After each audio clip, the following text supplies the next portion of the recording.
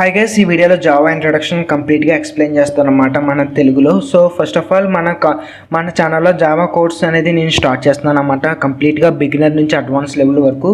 So ఈ course ఎవరికంటే for example మీకు ఆల్రెడీ సి కానీ C++ కానీ వేరే ఏ లాంగ్వేజ్ వచ్చినా సరే మనకి జావా నేర్చుకోవచ్చు. అలా కాకుండా ఫర్ ఎగ్జాంపుల్ మీకు ఏ ప్రోగ్రామింగ్ లాంగ్వేజ్ రాకుండా జస్ట్ స్టార్టింగే జావా నేర్చుకోవాలనుకున్నా సరే ఈ కోర్స్ మీకు సూటబుల్ అన్నమాట.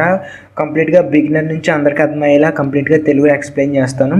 సో ఫస్ట్ ఆఫ్ ఆల్ మనకి ఒకసారి హిస్టరీ ఆఫ్ జావా ఒకసారి చూసుకున్నట్లయితే, జావా అనేది very high level programming language అన్నమాట. మనకి ఇది 1991లో డెవలప్ చేశారు by a small team, by group members. ఒకసారి చూసుకున్నట్లయితే జేమ్స్ కౌస్లింగ్ అండ్ ప్యాట్రిక్ నార్టన్ అన్నమాట. సో ఇవి నేమ్స్ మీరు గుర్తెట్టుకోకపోయినా పర్లేదు, ఎందుకంటే ఇవన్నీ జస్ట్ థియరిటికల్ పార్ట్స్ అన్నమాట. సో ప్రస్తుతం అయితే జావా అనేది ఒరాకిల్ అండర్లో ఉందన్నమాట. సో అసలు జావా అనేది ఎందుకంత పవర్ఫుల్ అంటే, జావా అనేది లార్జ్ స్కేల్ అప్లికేషన్స్ అంటే చాలా పెద్ద ఎంటర్ప్రైజ్ అప్లికేషన్స్ డెవలప్ చేయడానికి యూస్ చేస్తారు. ఫర్ ఎగ్జాంపుల్ బ్యాంకింగ్ సిస్టమ్స్, ఇలాంటి పెద్ద అప్లికేషన్స్ డెవలప్ చేయడానికి జావాని చాలా మంది యూస్ చేస్తారు అన్నమాట. ఇప్పుడు కూడా చాలా పాపులర్ ప్రోగ్రామింగ్ లాంగ్వేజ్, చాలా సాఫ్ట్వేర్స్ యూస్ చేస్తున్నారు. సో ఆల్మోస్ట్ ప్రతి పెద్ద కంపెనీ కూడా జావా యూస్ చేస్తారు అన్నమాట. సో ఇక్కడ చూసుకున్నట్లయితే అప్లికేషన్స్ ఒకసారి చూద్దాం. సో అప్లికేషన్స్ ఏంటంటే డెస్క్టాప్ జియో అప్లికేషన్స్ అన్నమాట. డెస్క్టాప్ జియో అప్లికేషన్స్ అంటే మన ల్యాప్టాప్లో చూసుకున్నట్లయితే చాలా అప్లికేషన్స్ ఉంటాయి కదా. సో ఫర్ ఎగ్జాంపుల్ క్యాలిక్యులేటర్, ఇవి చిన్నవి, ఇంకా అలా చాలా పెద్ద అప్లికేషన్స్ మన ల్యాప్టాప్లో వచ్చే అప్లికేషన్స్ అన్నీ మనకి జియో అప్లికేషన్స్ అన్నీ మనకి జావాతో క్రియేట్ చేసుకోవచ్చు అన్నమాట.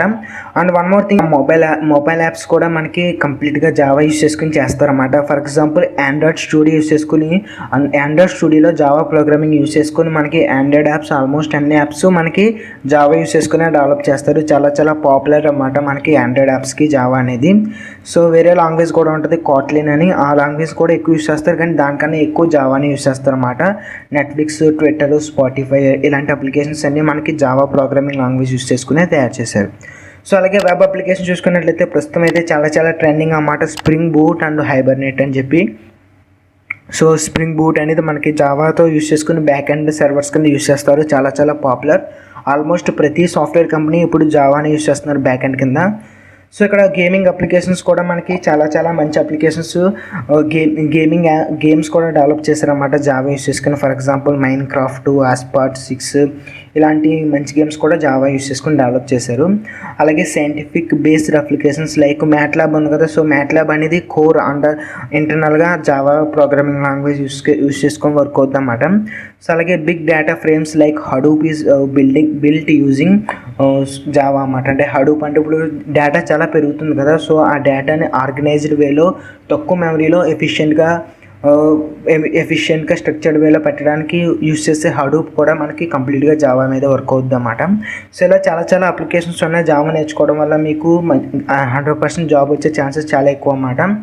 సో దాని తర్వాత ఫ్యూచర్స్ చూసుకున్నట్లయితే ఇక్కడ ఆబ్జెక్ట్ ఓరియంటెడ్ అన్నమాట. జావా అంటేనే object oriented programming language. So every program C++ అయితే ఆబ్జెక్ట్ ఓరియంటెడ్, కానీ C++లో క్లాసెస్ కాన్సెప్ట్ యూస్ చేసుకోకుండా సరే మనకి ప్రోగ్రామ్ని చేయొచ్చు అన్నమాట. కానీ జావాలో మాత్రం ప్రతి ప్రోగ్రామ్కి క్లాసెస్ కాన్సెప్ట్ కంపల్సరీగా యూస్ చేసుకోవాలంటే ఆబ్జెక్ట్ ఓరియంటెడ్ ప్రోగ్రామింగ్ అన్నమాట మనకి 100%. అలాగే సింపుల్ అన్నమాట. సో జావా అనేది కొంచెం కాంప్లెక్సే కానీ కొంచెం ఈజీ టు అండర్స్టాండ్ అన్నమాట. ఫర్ ఎగ్జాంపుల్ మీకు C++ ఆల్రెడీ వస్తే జావా అనేది కొంచెం ఈజీగా ఉంటుంది. ఒకవేళ రాకపోయినా సరే మీకు జావా అనేది ఫస్ట్ ప్రోగ్రామింగ్ లాంగ్వేజ్లో సరే నేర్చుకున్నా సరే పర్లేదు. అలాగే సెక్యూర్డ్ అన్నమాట. మెయిన్ జావా అనేది చాలా secured programming language and platform independent language అన్నమాట. సో ప్లాట్ఫామ్ ఇండిపెండెంట్ లాంగ్వేజ్ అంటే ఏంటంటే దాని అర్థం, సో జావా కోడ్ అనేది సేమ్ అన్నమాట. సో ఇండిపెండెంట్ ఏ ప్లాట్ఫామ్ ఏదైనా, ఫర్ ఎగ్జాంపుల్ విండోస్ అయినా మ్యాక్ ఓఎస్ అయినా ఎందులో అయినా సరే మనకి ఈజీగా రన్ అవుద్ది అన్నమాట. సో రోబస్ట్ అంటే ఆల్మోస్ట్ సెక్యూరిటీ లాగే. సో పోర్టబుల్ అంటే కొంచెం అది కూడా కొంచెం సెక్యూరిటీ టైపే. సో అలాగే మనకి ఇక్కడ చాలా ఉన్నాయి కదా, ఆర్కిటెక్చర్ న్యూట్రల్, డైనమిక్, ఇంటర్ప్రిటెడ్, ఇవన్నీ మనకి జావా ఫ్యూచర్స్ అన్నమాట. సో ఇంటర్ప్రిటెడ్ అంటే ఫర్ ఎగ్జాంపుల్ మనకి కోడ్ కూడానే మనకి ఫర్ ఎగ్జాంపుల్ ఎర్రర్స్ వస్తాయి అన్నమాట. ఫర్ ఎగ్జాంపుల్ C కానీ C++ కానీ ఎప్పుడైనా రన్ చేస్తే మనం, సో రన్ చేసిన తర్వాత మాత్రం మనకి అక్కడ ఎర్రర్ వచ్చిందని చెప్తుంది. కానీ జావాలో మాత్రం కూడా అంటే అట్ ద సేమ్ టైం మనం కోడ్ రాస్తున్న కొద్ది మనకి స్కాన్ అయిపోయి మనకి ఎర్రర్ ఏమైనా వస్తే మనకి అక్కడ హైలైట్ చేస్తుంది అన్నమాట. అది మీకు కంపైలర్లో ఎప్పుడైనా కోడ్ రాస్తాను కదా ఇప్పుడు మనకి కోర్సులో, అప్పుడు మీకు కంప్లీట్గా అర్థమవుతుంది ఇంటర్ప్రిటెడ్ లాంగ్వేజ్ అంటే ఏంటో. And high performance multi threaded and distributed, ఇవన్నీ మనకి జావా ఫ్యూచర్స్ అన్నమాట. సో దాని తర్వాత ఇక్కడ చూసుకున్నట్లయితే various types of Java. So ఇదేమో చాలా చాలా ఇంపార్టెంట్ అన్నమాట. మీకు బయటకు వెళ్తే చాలా డౌట్స్ వస్తాయి. ఫర్ ఎగ్జాంపుల్ కోర్ జావా అని కొంతమంది అంటారు, అడ్వాన్స్ జావా అని చెప్పి కొంతమంది అంటారు అన్నమాట. అంటే ఏంటంటే సో కోర్ జావా అంటే ఏంటంటే మెయిన్ ఫంక్షనాలిటీస్ అన్నమాట. కంప్లీట్గా జావా సింటాక్స్ కోర్ అంటే మెయిన్ పార్ట్స్ అన్నీ మనకి కోర్ జావాలో ఉంటాయి. అడ్వాన్స్డ్ జావా అంటే ఏంటంటే మనకి స్ప్రింగ్ బూటు, హైబర్నేట్ ఇవన్నీ మనకి అడ్వాన్స్ జావా వస్తుంది అన్నమాట. అంటే డేటాబేసెస్తో వర్క్ చేసుకోవడం, పెద్ద పెద్ద అప్లికేషన్స్ డెవలప్ చేసుకోవడానికి external third party libraries use చేసుకోవడం వల్ల మనకి అడ్వాన్స్ జావా అని అంటారు అన్నమాట. సో మనకి advanced Java and core Java అని ఉంది కదా. So Java standard edition, so Java standard edition అనేది కోర్ జావా అన్నమాట. సో జావా ఎంటర్ప్రైజ్ ఎడిషన్ అంటే మనకి ఎక్స్టర్నల్ లైబ్రరీస్ యూస్ చేసుకుని పెద్ద పెద్ద అప్లికేషన్స్ డెవలప్ చేసుకోవడానికి దీన్నే అడ్వాన్స్డ్ జావా అని కూడా అంటారు. సో మనకి మెయిన్గా మనకు Java programmer first Java standard edition నేర్చుకోవాలన్నమాట. అంటే కోర్ జావా 100% నేర్చుకోవాలి. సో కోర్ జావా అనేది మనకి ఆల్రెడీ మీకు చెప్పాను కదా, కోర్ జావా అంటే బేసిక్ ఫంక్షనాలిటీస్ అన్నీ ఉంటాయి అన్నమాట. బేసిక్ అండ్ మొత్తం జావా అంతా మనకి core Java main. Advance Java అనేది మనకి ఎక్స్ట్రా టాప్ అన్నమాట. అంటే ఏంటంటే మనకి పెద్ద పెద్ద అప్లికేషన్స్ డెవలప్ చేసుకోవడానికి లైబ్రరీస్ కూడా యూస్ చేసుకోవాలనుకుంటే అప్పుడు మనకి జావా ఎంటర్ప్రైజ్ ఎడిషన్ యూస్ చేస్తారన్నమాట. సో దాని తర్వాత ఇక్కడ చూసుకున్నట్లయితే జావా టెర్మినాలజీ అనేది చాలా చాలా కన్ఫ్యూజింగ్ ఉంటుంది అన్నమాట చాలామందికి, బిగినర్స్కి. So sir first of all so Java development kit JDK. So JDK అంటే ఏంటో ఒకసారి ఎక్స్ప్లెయిన్ చేస్తాను. సో జేడీకే అంటే 2 అన్నమాట, 2 పార్ట్స్. వన్ ఏంటంటే JRE and JVM. So JDK అంటే ఏంటంటే మనకి Java development kit. So Java development kit అంటే ఏముంటుందంటే ఇందులో కంపైలర్ ఒకటి, జేఆర్ఈ ఒకటి అని ఉంటాయి అన్నమాట. సో ఒకసారి గుర్తెట్టుకోండి, జేడీకే అంటే జావా కంపైలర్ అని ఒకటి ఉంటుంది, అండ్ జేఆర్ఈ అంటే జావా రన్ టైమ్ ఎన్విరాన్మెంట్ అని చెప్పి ఇంకోటి ఉంటుంది అన్నమాట. సో మొత్తం 2 పార్ట్స్ అన్నమాట జేడీకే అంటే.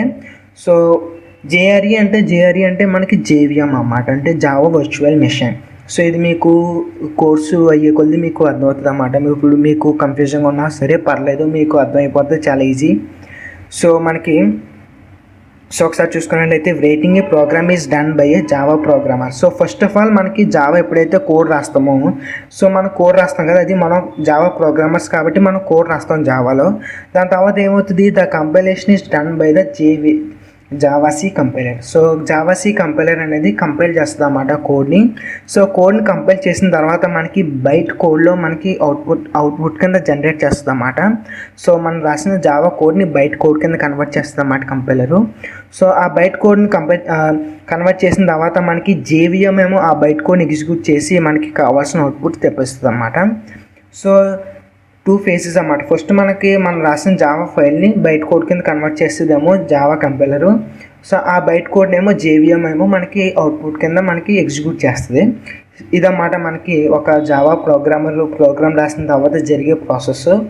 సో దీని తర్వాత మనకి ఇక్కడ జావా ఆర్కిటెక్చర్ చూసుకున్నట్లయితే మీకు ఆల్రెడీ ఇప్పుడేగా చెప్పాను. సో .జావా ఫైల్లో మనకి కోడ్ రాస్తాం. సో కోడ్ రాసిన తర్వాత కంపైలర్ ఏమో మనకి బైట్ కోడ్ అంటే .క్లాస్ ఫైల్లో మనకి బైట్ కోడ్ కింద మనకి జనరేట్ చేస్తుంది. సో ఆ బైట్ కోడ్ని మన జేవిఎం జావా వర్చువల్ మెషిన్ ఏం చేస్తుంది అంటే కంపైల్ చేసి మనకి కావాల్సిన అవుట్పుట్ ఇస్తుంది అన్నమాట.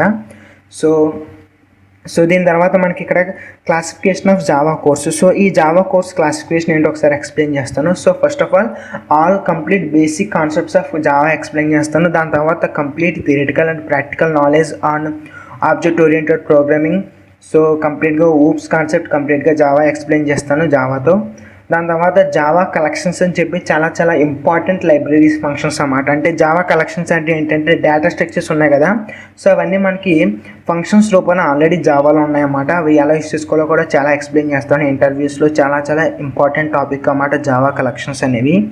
సో మీకు చెప్పాను కదా, బిగినర్ నుంచి అడ్వాన్స్ లెవెల్ వరకు ఈజీగా అండ్ ఫ్రీగా చెప్తాను.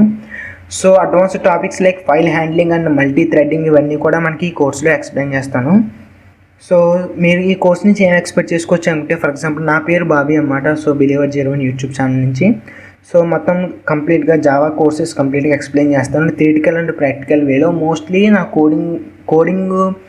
కోడింగ్కి ఎక్కువ ఇంపార్టెన్స్ ఇస్తాను అన్నమాట. సో కోడింగ్ మీకు జావాలో ఎలా యూస్ చేసుకోవాలో, ఎలా ఎఫిషియెంట్గా రాయాలో మీకు అన్నీ కంప్లీట్గా ఎక్స్ప్లెయిన్ చేస్తాను. సో మీకు ఈ వీడియో నచ్చింది అనుకుంటున్నాను. సో వీడియో నచ్చితే లైక్ చేయండి, నచ్చకపోతే డిస్లైక్ చేయండి. So thanks for watching. Consider subscribing. Stay hot, stay in fight.